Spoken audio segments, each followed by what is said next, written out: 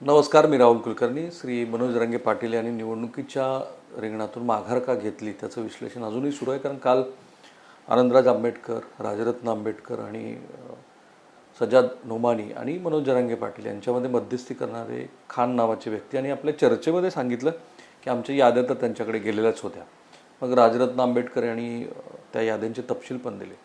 दुसरीकडे जेव्हा मुंबईमध्ये रश्मी शुक्ला यांच्या संदर्भातली पत्रकार परिषद झाली तेव्हा श्री शरद पवार यांनी ह्या निर्णयांचं कौतुक केलं. ते असं म्हणाले की योग्य निर्णय आहे आणि मनोज जरांगे पाटील हे भारतीय जनता पार्टीच्या विरोधात असल्यामुळं त्यांचा रोष एका अर्थाने त्या वाक्यातनं शरद पवार यांनी पण सांगून टाकला. अशा वेळेला ॲडव्होकेट असीम सरोदे साहेब आपल्यासोबत आहेत. सर, तुमचं स्वागत आहे आमच्याकडे. त्यांना मी यासाठी बोलवलं की त्यांनी खरं तर मनोज जरांगे पाटील यांच्याबरोबर सविस्तर चर्चा केली आणि त्यानंतर त्यांच्यासह इतरांनी केलेल्या चर्चेमुळे बहुधा मनोज जरांगे पाटील हे ह्या निर्णयाप्रत आलेत असं वाटतंय. पण ही चर्चा झाली केव्हा? साधारणतः 2 दिवसापूर्वी मी मनोज जरांगे पाटील यांना भेटलो आणि माझा उद्देश हा होता की आम्ही लोकशाही वाचावी आणि संविधानिकता टिकून राहावी यासाठी लोकसभा निवडणुकीच्या दरम्यान सातत्याने प्रयत्न केले. 75 सभा मी आणि डॉक्टर विश्वंभर चौधरी यांनी घेतली आणि त्यामुळे मला असं वाटलं की विधानसभेमध्ये तो जो ट्रेंड आहे तो कायम असला तरी पण तो मजबूत झाला पाहिजे आणि लोकशाहीसाठी काम करणाऱ्यांची संख्या वाढली पाहिजे. या उद्देशाने मी मनोज जरांगे पाटील यांना भेटलो कारण की त्यांची भूमिका सातत्याने मराठा आरक्षण झालं पाहिजे अशी आहे. मराठा समाजामध्ये जे हातावर पोट असणारे आहेत, गरीब आहेत, त्यांना न्याय मिळाला पाहिजे या दृष्टीने ते काम करतात. मग ती सामाजिक परिवर्तनाची त्यांची जी भूमिका आहे ती निवडणुकीच्या रिंगणात उतरल्याने कमी होऊ शकते. त्यांचं महत्त्व कमी करणं हा काही लोकांचा उद्देश आणि अजेंडा आहे हे मी त्यांना सातत्याने सांगण्याचा प्रयत्न तसंही फोनवरून करत होतो. त्यानंतर मी त्यांना स्पष्टपणे हे सांगितलं की तुम्हाला निवडणुकीत तुम्ही उभे राहा, निवडणुकीत उभे राहूनच दाखवा, निवडणुकीत उमेदवार निवडून आणून दाखवा असं सातत्याने कोण म्हणत आहेत ते तुम्ही चेहरे समोर आणा. तर त्या चेहऱ्यांमध्ये महत्वाचे आहेत देवेंद्र फडणवीस, त्याच्यामध्ये आहे आपले प्राध्यापक लक्ष्मण हाके आणि असे काही लोक जे 4-5 जण जे की भाजपचे आणि महायुतीचे समर्थक आहे, काही तिसऱ्या आघाडीमधले आहे. तर त्यांचे नावं मी त्यांना सांगितले. त्यांना सांगितलं की हे चेहरे समोर आणल्यावर तुम्हाला काय वाटते, त्यांचं राजकारण तुमच्या माध्यमातून करण्याचा त्यांचा विचार जर असेल तर तशा राजकारणाला तुम्ही बळी पडायला नको. कारण की मराठा आरक्षणाची तुमची भूमिका जी ओबीसी आरक्षणाला धक्का न लावता झालं पाहिजे अशी आहे. कोणत्याच आरक्षणाबद्दलचं तुमचं चुकीचं मत नाही. अशा वेळेस संपूर्ण समाज तुमच्या मागे उभा राहिलेला असताना ती तुमची प्रतिमा मलिन करण्याचा किंवा पुढच्या निवडणुकीनंतर तशी प्रतिमाच तुमची राहणार नाही आणि मराठा समाज तुमच्या मागे राहणार नाही अशा पद्धतीची जी रणनीती आखली जात आहे त्याला तुम्ही बळी पडू नका. तेव्हा मला ते म्हणाले की मी देवेंद्र फडणवीस यांच्या खूप विरोधात आहे. कारण की त्यांनी मला हलक्यात घेतलं, त्यांनी मराठा आरक्षणाची खिल्ली उडवली, त्यांनी असा आविर्भाव दाखवला असं त्यांचं म्हणणं होतं की हे मराठा आरक्षण सुद्धा जे आंदोलन आहे ते मी मॅनेज करून टाकेन किंवा ते मला ऍडजस्ट करता येईल अशा पद्धतीने सातत्याने त्यांची भूमिका होती. त्यांचे जे खानदेशमधले नेते सतत येऊन त्यांना जे सांगत होते त्याचा सुद्धा त्यांना राग आला होता आणि मंत्री आणि त्याच्यामुळे ते म्हणाले की मी उमेदवार भाजप विरुद्ध उभे करणार. आता ते सरळ मनाचे असल्यामुळे किंवा राजकारणाचा खूप जास्त तशा पद्धतीने राजकारण म्हणून विचार न केल्यामुळे ते तसं म्हणत असतील की मला भाजप विरुद्ध उमेदवार उभे करायचे आहे, मी बाकी कोणाविरुद्ध नाही. तेव्हा मी त्यांना सांगितलं की तुम्ही जिथे भाजप विरुद्ध उमेदवार उभे करणार तिथे उद्धव साहेब ठाकरे यांच्या शिवसेनेचा उमेदवार असणार, एखाद्या वेळी राष्ट्रवादी शरद पवार यांच्या उमेदवार असणार किंवा काँग्रेसचा उमेदवार असणार. मग तुम्ही एक प्रकारे लोकशाहीच्या जवळ असणाऱ्या पक्षांना हानी पोचवणाऱ्या राजकारणामध्ये तुमचा उपयोग होतो आहे की नाही हे तुम्ही बघा.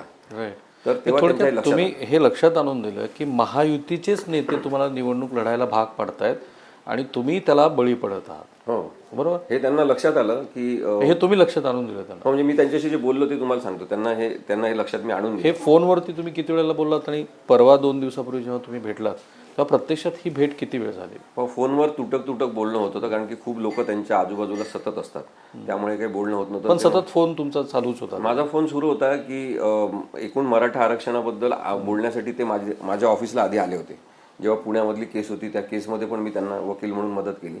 इथे ते 2.5 तास माझ्या ऑफिसला होते Right. आणि तेव्हा मराठा आरक्षणाबद्दल त्यांनी मला विचारलं कायदेशीर दृष्टिकोनातून काय आहे. मी त्यांना सांगितलं की भावनिक दृष्टिकोनातून केवळ वकील म्हणून विचार करणारे काही जण असतील ते कायदेशीर भूमिका व्यवस्थित बरेचदा घेऊ शकत नाही. म्हणून माझं असं मत आहे त्यांना सांगितलं ते पटलं. इथे 2.5 तास ते होते आणि म्हणून त्या संदर्भात बोलणं आमचं व्हायचं.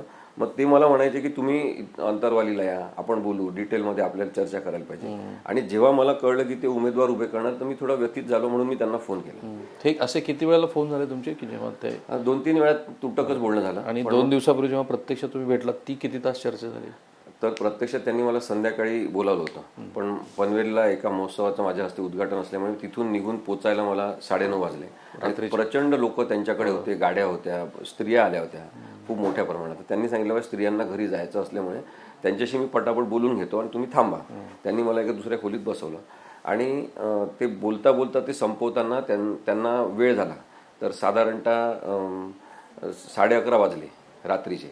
आणि मग तिथे आमची मीटिंग सुरू झाली 11:30 वाजता. तर जवळपास 3 वाजेपर्यंत मी. अरे बापरे. 4-4.5 तास तुम्ही प्रदीर्घ चर्चा केली. पण प्रत्येक मुद्द्यावर चर्चा झाली असणार. मुद्द्यावर म्हणजे ते कधी कधी काही होणारे विनोदी प्रसंग ते सांगत होते, गमती जमती सांगत होते आणि तेव्हा बोलणं पण आमचं सुरू होतं.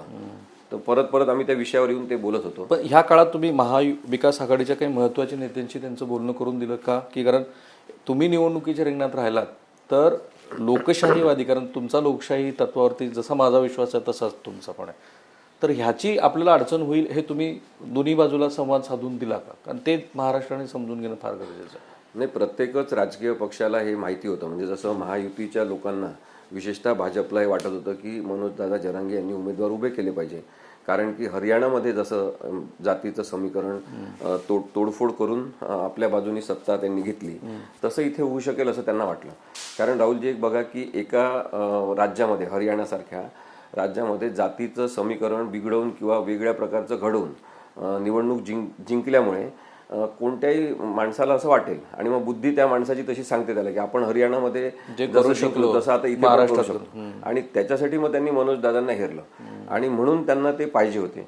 दुसरीकडे महाविकास आघाडीच्या सगळ्या नेत्यांनाही माहित होतं की मनोजदादा जरांगे यांनी मराठा उमेदवार उभे केले तर मतांचं विभाजन आपल्याला मारक ठरू शकते. आणि त्यामुळे त्याच्याबद्दल आता या निर्भय बनोच्या निमित्ताने बरेच राजकीय लोकांशी आमचा संपर्क आल्यामुळे ते संपर्कात होतेच आणि चर्चा पण आमच्या व्हायच्या फोनवरून की असं असं आहे. उद्धव ठाकरेंच्या बरोबर, शरद पवारच्या यांच्या साहेबांसोबत आणि काँग्रेसमधल्या पण अनेक नेत्यांना. सगळ्यांना ह्यांना वाटायचं ना की मनोज जरांगे यांचे जर उमेदवार उभे राहिले तर महाविकास आघाडीला याचा फटका बसणार आहे. गोंधळाची परिस्थिती होईल असं त्यांना वाटत होतं. पण बऱ्याच ठिकाणी नुकसान होण्याची शक्यता होतीच. आणि जसं आता पण आपण पाहतो की अपक्ष उमेदवार, बंडखोर उमेदवार म्हणून जे काही उभे केलेले आहे भाजपनी ते त्यांचेच आहेत. त्यामुळे पडला की अपक्ष आपलाच असं करून ते घेणार आहेत. पण ह्या राजकारणामध्ये मनोजदादा जरांगेंना हे लक्षात आणून दिलं मी की अशा अशा पद्धतीने तुमचा उपयोग होणार आहे. आणि मग उद्या जर एक 5-10 उमेदवार आपले आले तरी सुद्धा मराठा आरक्षणाची भूमिका ते मांडतीलच, त्यांचं ऐकलं जाईलच, त्यांना प्रश्न मांडण्यासाठी संधी मिळेल.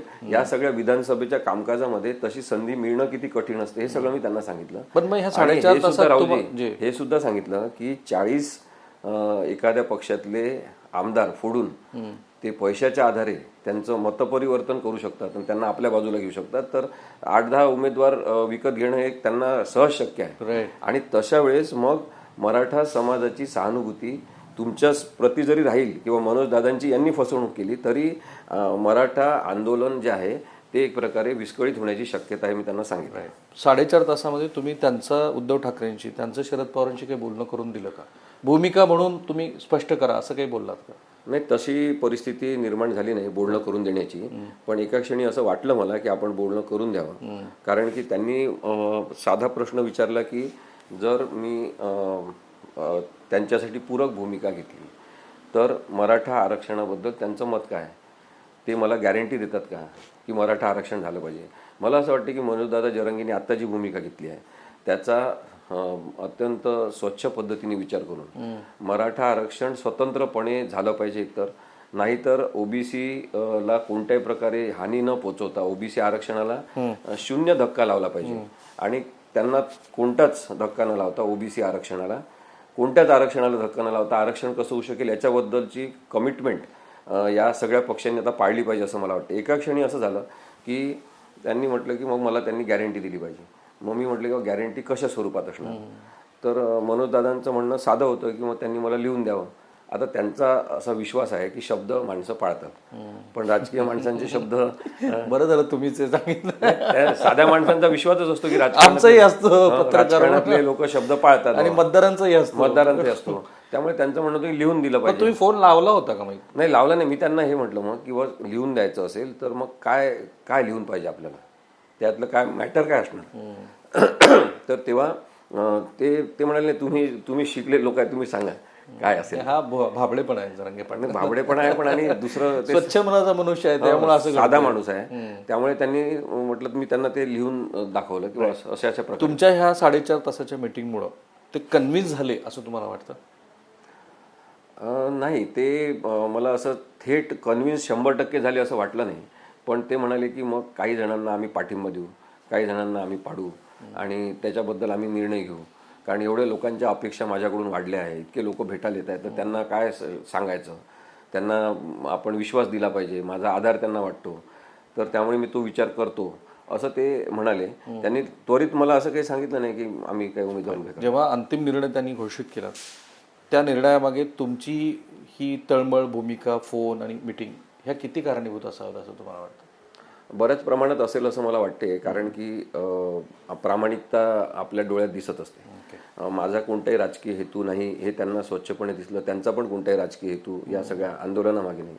माझी आरक्षणाबद्दलची स्पष्ट भूमिका आहे की सामाजिक न्याय आणि समानतेचं वातावरण येईपर्यंत आरक्षण कोणतंही असेल ते राहिलंच पाहिजे, टिकलंच पाहिजे. आणि त्यामुळे ज्यांना गरज आहे त्यांना आरक्षण मिळालं पाहिजे, समान संधी मिळाली पाहिजे. ही माझं संविधानिक मत मी त्यांना सांगितलं, त्याच्यावर आमचं एकमतच आहे. त्यामुळे मग त्या प्रामाणिकपणामुळे कदाचित त्यांनी माझं ऐकून घेतलं की वेगळं बसून आम्ही एवढ्या वेळ बोललो आणि त्यांनी ते समजून घेतलं. तर मी त्यांना ते सांगताना एक म्हटलं की तुम्ही एकनाथ शिंदेबद्दल काही बोलत नाही. हा तर सगळ्या महाराष्ट्राला पडलेला प्रश्न आहे. तर तसं मी त्यांना विचारलं थेट. तर ते म्हणाले की व परत तिथे पण त्यांचा साधेपणानेच त्यांनी उत्तर दिलं, प्रामाणिक उत्तर आहे ते त्यांचं, की ते म्हणाले की एकनाथ शिंदे माझ्याबद्दल काही वाईट बोलले नाही, मराठा आरक्षणाबद्दल काही वाईट बोलले नाही, तर मी त्यांच्याबद्दल का बोलू. हे त्यांचं साधं मत आहे. देवेंद्र फडणवीस यांनी त्यांची फसवणूक केली असं त्यांना वाटते. देवेंद्र फडणवीस यांनी आंदोलन फोडण्याचा प्रयत्न केला असं त्यांना वाटते. आणि तुमच्याच पत्रकारितेतले काही पत्रकार त्याच्यामध्ये सहभागी आहेत हे तुम्हाला पण माहिती आहे. आता त्याबद्दल तुम्ही त्याबद्दल मी एखादं पुस्तक लिहा ऑफ रेकॉर्ड. मी जेव्हा लिहिन माझ्या रिटायरमेंट तेव्हा मी खूप सदैव. त्याच्यामुळे त्यांना देवेंद्र फडणवीस यांच्याबद्दल, त्यांच्या प्रवृत्तीबद्दल राग आहे आणि म्हणून भाजपबद्दल राग आहे आणि ते थेट बोलतात ते सगळं. मग ते हे पण मला म्हणाले की अजितदादा एकदा थोडंसं चुकीचं बोलले, तर मी त्यांना सुद्धा सोडलं नाही. त्यांचं मी अत्यंत कडक शब्दात त्यांची मी काय असेल ते निषेध केला. हे त्यांनी थोडं थांबवतो. बऱ्याच प्रेक्षकांना असं वाटेल की तुम्ही ज्या संविधान सभा घेतल्या त्याच्यामुळे वातावरण निर्मितीला लोकसभेच्या निवडणुकीमध्ये खूप मदत झाली. काय योग्य आणि काय अयोग्य ह्यावरती लोक बोलत राहिले, का तुमच्या 2-3 सभा मी स्वतः अटेंड केलेल्या. आता जेव्हा तुम्ही ही मध्यस्थीची भूमिका बजावली तेव्हा लोकशाहीप्रती तुमचा असलेला भाव हे मला मान्यच आहे. कारण ते तुम्ही, कारण जाहीर पत्रच तुम्ही आणि विश्वंभर चौधरी यांनी लिहिलेलं आहे पाठिंब्यात. अशा वेळेला काही जणांना असं वाटेल की असीम सरोदे यांनी महाविकास आघाडीच्या बाजूनं विधानसभा निवडणुकीमध्ये जन्मत जाऊ नये म्हणून महत्त्वाची भूमिका बजावली, कारण त्यांना संविधानाला मानणारं सरकार सत्तेवरती यावं असं वाटतं. हे बरोबर आहे? हां, आम्हाला असं वाटतं की तिन्ही पक्ष जे आहेत ना ते लोकशाहीच्या जवळ त्या मानाने आहेत. हे बाकीचे खूप दूर आहेत. हा जवळ हाही शब्द म्हणजे त्यांनी असं म्हटलं नाही की लोकशाही मानणारे. म्हणजे आपण तसं डेअरिंग करू शकत नाही, कारण तुम्ही बघितलं की ज्या प्रमाणात इनकमिंग आउट गोईंग या पक्षात परत जाणे येणे सुरू आहे. तर ही लढाई आहे ना आयडिओलॉजीची आमच्यासाठी, आणि त्या पक्षांसाठी मात्र ती जिंकण्याची आहे की आपल्या जास्तीत जास्त आमदार कसे येतील, आपला मुख्यमंत्री कसा होईल. ही लढाई त्यांची आहे. आमची लढाई आहे की आयडिओलॉजी कोणती जिंकणार. खरं तर 6ही पक्षाचे, पण हे तुमचं म्हणणं काही त्याच्यामुळे एक विचारधारा जी आहे ती लोकशाहीच्या जवळ असेल तर त्याला आपण आता पाठिंबा द्यायचा. हा आमचा प्रयोग विधानसभेच्या निवडणुकीनंतर तोच आम्ही करत राहणार नाही. आम्ही विधानसभेच्या निवडणुकानंतर आम्ही थांबणार, कारण आमचं काम आहे. माझी वकिली आहे, विश्वंभर चौधरी यांचं पर्यावरणाचं काम आहे. तर ते आम्ही करत राहणार. आणि मनोजदादा जरांगे यांना सांगण्याचा उद्देश एवढाच आहे की आता लोकसभेमध्ये जो एक टेम्पो तयार झालेला आहे आणि एक जी देवेंद्र फडणवीस यांच्या विरोधातली लाट आहे महाराष्ट्रामध्ये, आणि ती महाराष्ट्रात केवळ विरोधी पक्षांमध्ये नाही, लोकांमध्ये नाही, तर स्वतः भाजपमध्ये देवेंद्र फडणवीस यांच्या विरोधात लाट आहे. तर त्या संदर्भात त्यांनी विचार केला तर मग आता आपल्याला महाविकास आघाडीला पाठिंबा द्यायला पाहिजे, हे मी स्पष्टपणे सांगितलं. म्हणजे मी ते लपून ठेवलं नाही कधीच, ते मनोज दादांना पण मी सांगितलं. बरोबर. आणि त्या मीटिंगमध्ये किती लोक होते मनोज जरांगे पाटील यांच्या बरोबर? त्यांच्यासोबत त्यांचे एक दोघं जण आणखी होते, एक वकील होते त्यांच्यापैकी, आणि माझ्यासोबत माझे काही वकील सहकारी होते. राईट. आणि ते तुम्हाला की प्रतिप्रश्न करतच असतील त्यांचे सहकारी? हो. राईट. अगदी शेवटचा प्रश्न, जेव्हा तुम्ही अशी भूमिका घेऊन मनोज जरांगे पाटील यांच्याशी बोलतात तेव्हा त्याच्या आधी उद्धव ठाकरे यांच्याशी बोललात तुम्ही, शरद पवार साहेबांशी बोललात की हे उमेदवार विड्रॉल करण्याच्या दृष्टीने आपल्याला काही प्रयत्न करायला पाहिजे, किंवा काँग्रेस पक्षाच्या महत्त्वाच्या नेत्यांशी? म्हणजे अगदी जायच्या आधी काही असं बोलणं वगैरे झालं नाही, पण सातत्याने आमच्या ज्या चर्चा सुरू आहेत वेगवेगळ्या नेत्यांशी, त्याच्यामध्ये हा मुद्दा आहेच की जरांगेंनी उमेदवार उभा करू नये. एकूणच जातीच्या आधारे अशा प्रकारे विघटन जे करण्याचा प्रयत्न करतात, मग विदर्भामध्ये ते ओबीसीचं राजकारण करून मायक्रो ओबीसीचं पॉलिटिक्स करतायत, मायक्रो एससी मधल्या किंवा ओबीसी आमच्या डीएनए मध्ये असं भाजप म्हणतात, पण ते खोटं आहे असं आमचं म्हणणं आहे. त्यामुळे सर्वसमावेशक राजकारण सगळ्यांसाठी. आणि मग आरक्षणाचा विषय हा असाच आहे की ज्यांना ज्यांना गरज आहे त्यांना आरक्षण, त्यांना आधार. आणि मी हे निवडणुकीच्या रिंगणात म्हणतो की मनोज जरांगेंनी विड्रॉल करावं ह्या दृष्टीने तुम्ही शरद पवार साहेबांशी, काँग्रेस नेत्यांशी आणि उद्धव ठाकरे साहेबांशी तुम्ही बोललात, आणि त्यानंतर तुम्ही? नाही, म्हणजे ते थेट बोललो मी तिकडे गेलो असं काही झालं नाही. ठीक आहे ना, पण सातत्याने बोलणं सुरूच होतं.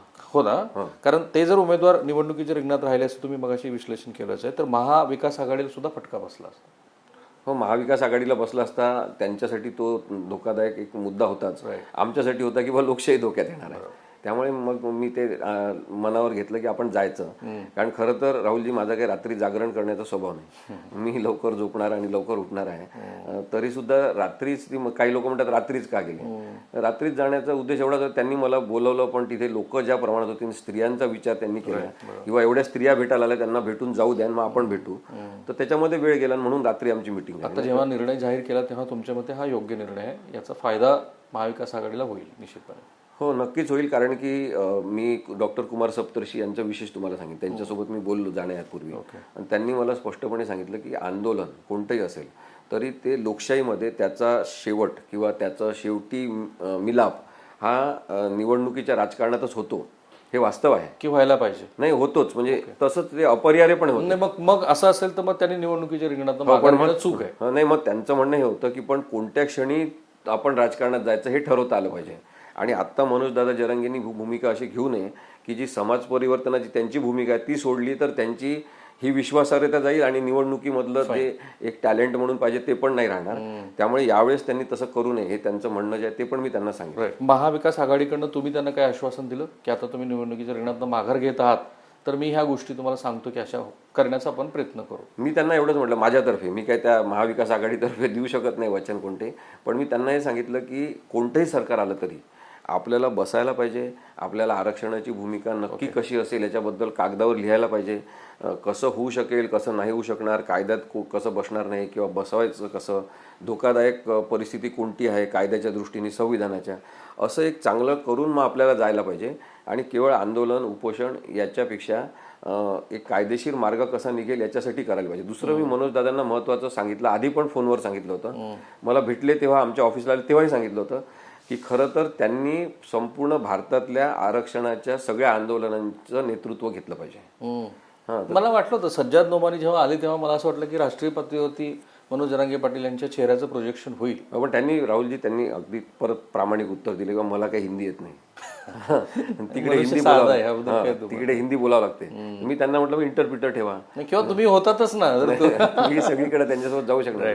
तर ते म्हणाले की ते माझं राजकीय नेत्यांसारखं नाही किंवा एक एवढंसं वाक्य बोला मग त्याचं हिंदीच कोणीतरी सांगणार, पुन्हा मी पुढे त्यांच्या हिंदीचे किती मीम्स बनतात. त्यामुळे त्यांनी ते प्रामाणिकपणे सांगितलं माझं हिंदी चांगलं नसल्यामुळे मी काही तसं नेतृत्व घेऊ शकत नाही, पण त्यांची ही सकारात्मक इच्छा आहे की आपण अशा प्रकारे गुजरात, राजस्थान, नंतर हिमाचल, पंजाब इथल्या सगळ्या आरक्षणाच्या ज्या मागण्या आहेत त्या मागण्या एकत्र असलेल्या नेत्यांची बैठक घेतली पाहिजे असं त्यांना नक्की वाटते.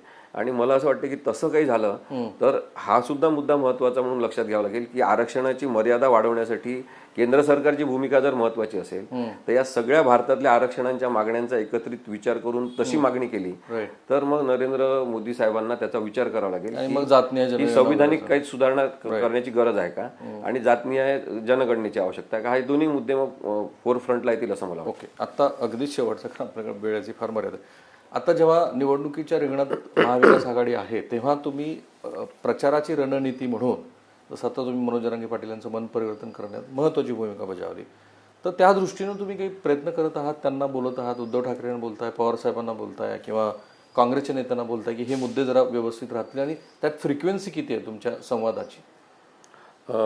हे जे 10-15 दिवसापूर्वी आमचं बोलणं सगळ्यांशी झालं, सगळ्या राजकीय नेत्यांच्या म्हणजे सोबत चांगल्या मीटिंग झाल्या आमच्या आणि आम्ही त्यांना आमचा नागरिकांचा अजेंडा म्हणून पण ठेवला की हे मुद्दे असायला पाहिजे. जसं की आम्ही सांगितलं लाडकी बहीण ही खूप इमोशनल आणि तशी संविधानात न बसणारी गोष्ट असली तरी मतांच्या दृष्टीने केलेली आहे, पण तुम्ही धाडसी बहीण योजना राबवा. आणि आम्ही त्यांना हे सांगितलं की 5 लाख रुपये बिनव्याजी महिलांना उभं राहण्यासाठी स्वतंत्रपणे असे सरकारने द्यावे, हे आम्ही सांगितलं.